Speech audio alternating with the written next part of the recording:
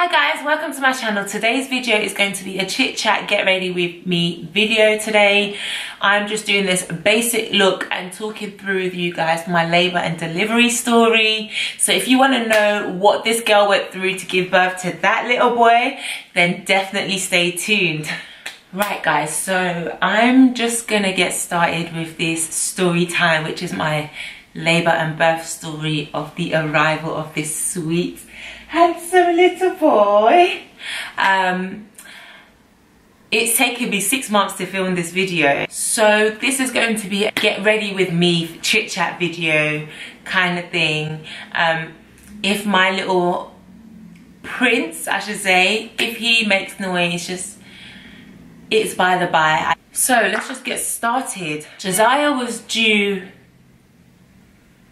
on September 3rd 2018, and because I have sickle cell anemia, it was arranged for me to be induced. I need to look at calendar dates now.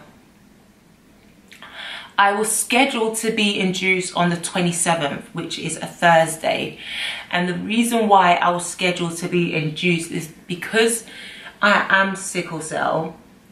This one's just really good, I like it.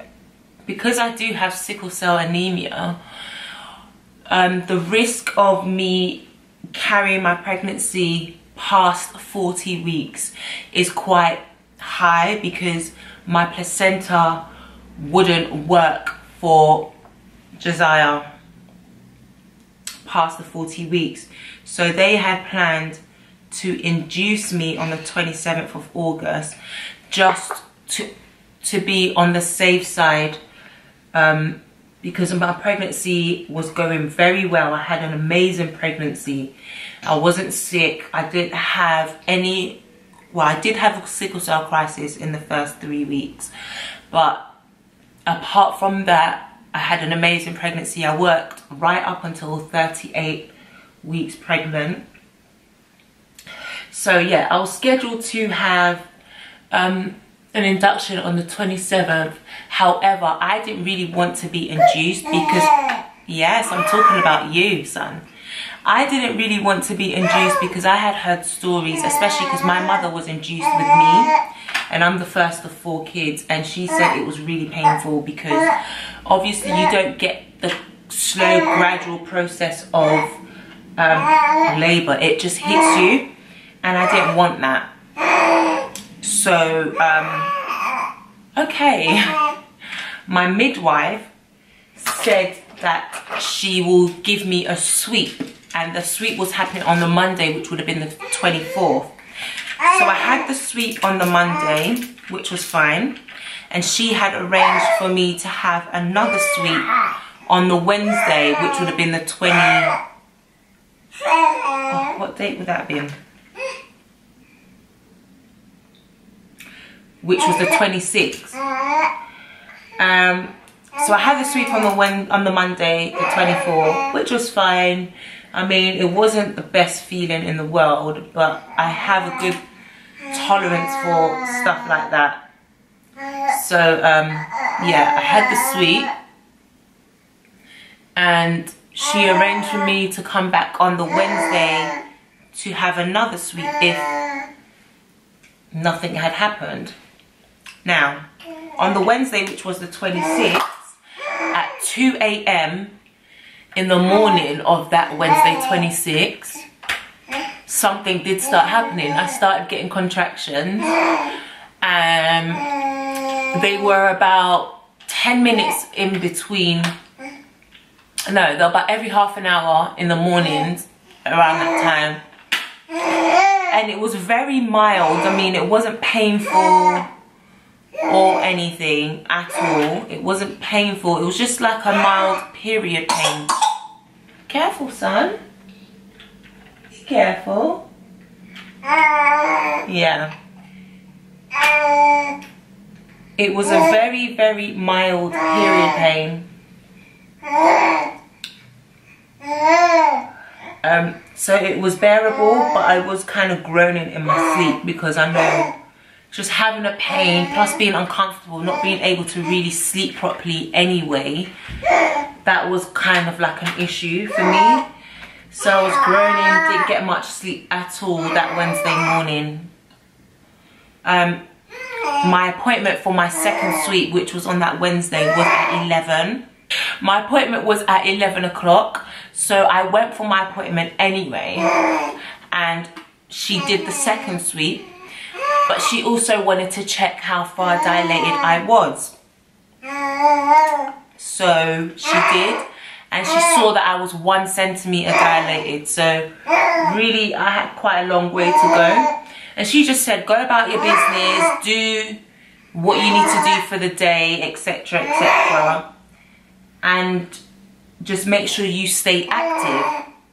So I did. I went about my day. I actually went and had breakfast at the cafe with my mum, my sister and my husband, and we just chilled. Me and my husband actually went and picked up some more stuff for Josiah, and we went to also fix his next to me sleeper. Anyway, cut a long story short, we went by 10:30ish in the evening. By 10:30ish in the evening, the contractions were getting a bit stronger. They were coming. We went to the hospital around 10:30ish. Got there around, well, we left home around 10:30ish. Got to the hospital around 11. And by that time, I was in some pain. I'm not even gonna lie. It was painful, but it was still very bearable for me. And we, the midwife had checked me at around 11:30ish. The midwife had checked me at around 11:30ish, and I was still only 1 centimeter dilated. Can you believe that? So from 2 AM till 11:30 that evening, I had only still dilated 1 centimeter. And I was like, I hope you're not going to send me home. And they were like, no, because you're high risk pregnancy, you got sickle cell, and obviously your colitis and stuff, we're going to keep you in. To be honest, I was happy, because I didn't want that story of getting home, then you really feel the need to push, and then next thing you're having the baby at home with no medical assistance, especially in my position, and or having the baby in an ambulance or whatever. So I was happy about that. They gave me gas and air, Entonox, which is something I'm used to having anyway during a sickle cell crisis. I had that, and I didn't want to have any epidural, and that was on my birth plan, to not have any epidural at all. So they knew that, but I was happy to have oxycodone, which is also something I'm used to having during a sickle cell crisis anyway. So by 5 AM Thursday morning, which is now the 27th, which is, mind you, the day I was due to be induced anyway, I asked for the oxycodone. Now, for some reason, there was a national shortage of that, and they couldn't get it for me when I wanted it, and I threw a fit. So I was like, what's happening with all the people who are currently having sickle cell crisis on the wards? What are you giving them? And they were like, yeah, well, we've got enough of them, but we can't give it to you, etc, etc. I was like, well, I need it. My husband's auntie, she's actually a senior midwife at the hospital I gave birth at, and she called her, well, I messaged her because it was really early in the morning, and I said, is there anything you can do? They're telling me that they can't give me oxycodone, and I feel like I need it now. I do not want to settle for epidural, and there's another medication, I can't remember the name of it, but I'll put it on screen, that I can't have because I have sickle cell. It slows down the heart rate too much, and it's not best for me to have it. So I messaged her, and I assumed that she pulled some strings, because within an hour later I got me some 5 milligrams of oxycodone, which is basically morphine. I had that, and I was fine. But by that time, I was exhausted. I was so tired because I had pretty much been up since Wednesday 2 a.m. and it's now Thursday around 6 a.m.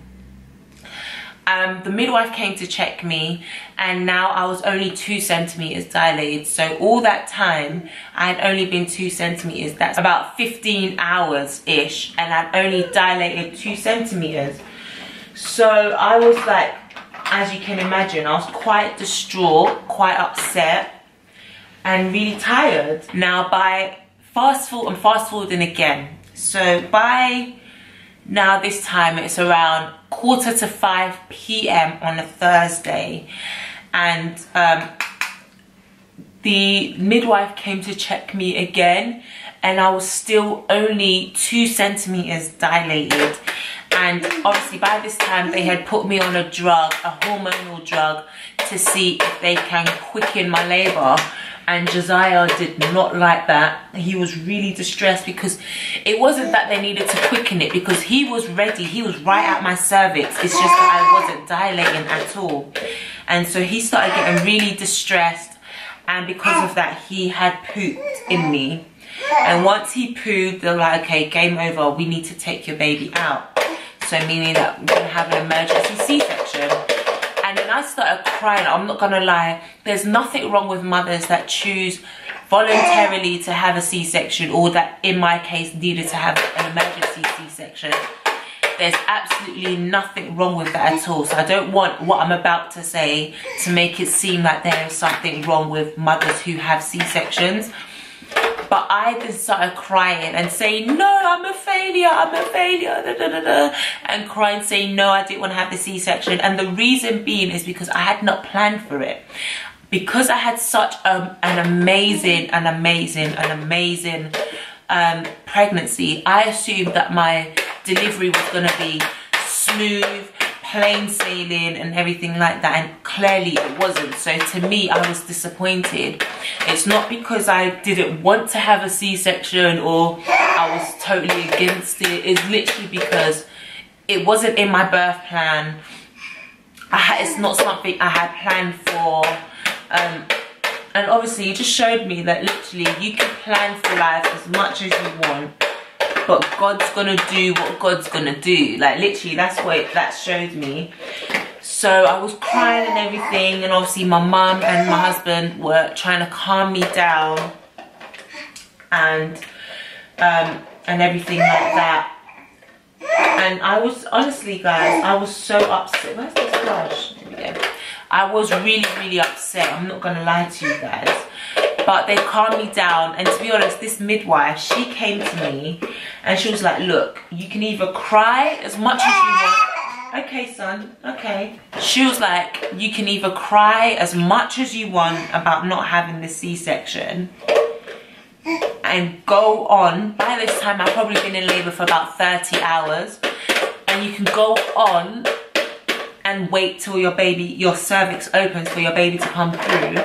But you're not guaranteed to survive, and neither is your baby. She said it a lot more harsh than that. There was a lot of tough love going on in there. And by that time, my husband's auntie was there as well. So I was like, fine then, let's go. So they gave me the epidural for the C-section, which is something, again, as you know, I didn't want. And then they went in, and 5:40, my beautiful baby boy, Elijah, was born. They took him out.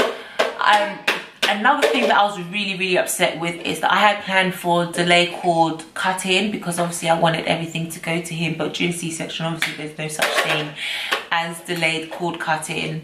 So my husband Leroy went to go and cut the cord. The doctors cleaned him off and brought him to me. We did chest to chest, and I literally just bawled, because I was just like, he is literally the most perfect baby ever. Like I've never known love like this. So my baby boy arrived and everything was good. Like everything was amazing. I went down to the recovery ward. I had guests come and see me, visitors I should say. And I remember my mother-in-law saying, "Stacey, you're really hot." And I was sweating, and they were like beaded sweats and everything. And I remember people coming to visit me, but I don't remember anyone leaving. I don't even remember my husband leaving because apparently he had to go and get the breast pump.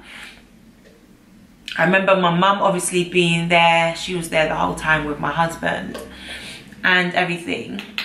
All I know, now everything I'm about to tell you from now onwards is things that were told to me because I don't remember anything, is that I was really ill.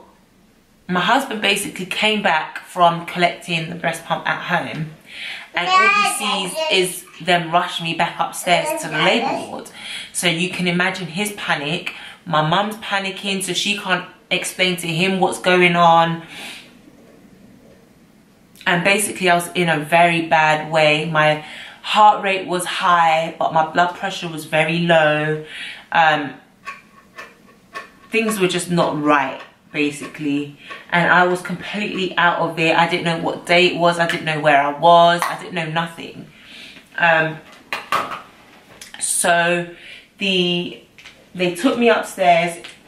Long story short, I was in hospital for 8 days after Josiah was born because I had a sickle cell crisis. I had a chest infection, fluid in my lungs, chest crisis, and my oxygen was like extremely low. I couldn't breathe on my own without at least 5 liters of oxygen. Like, I was really in a bad way. But obviously thankful for my mum and my husband who stayed with me the whole 8 days in hospital. They alternated between them in order for them to help me look after my baby. And thankfully 8 days later I was able to leave the hospital and come home. So that is my labour and delivery story. I'm just going to finish off doing my makeup.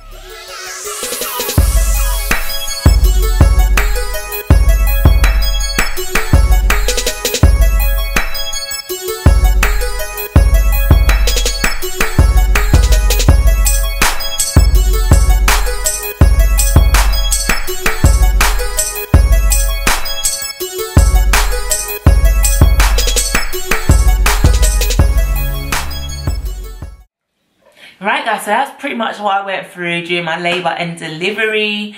This boy is here, he's safe, he's healthy, and that's all I can do is thank God for that and just be grateful. Yes, I went through a lot during the delivery and after, but do you know what? I'll go through it again and again to have such a precious boy like that. My husband doesn't want no more kids, obviously, because of what happened, especially especially after birth. But don't worry, give me about 2.5, 3 years, our baby girl will be here. Don't watch that. But anyway, thank you guys so much for watching this video. Don't forget to thumbs up this video, subscribe if you're not subscribed already, and I will see you in my next video. Bye guys.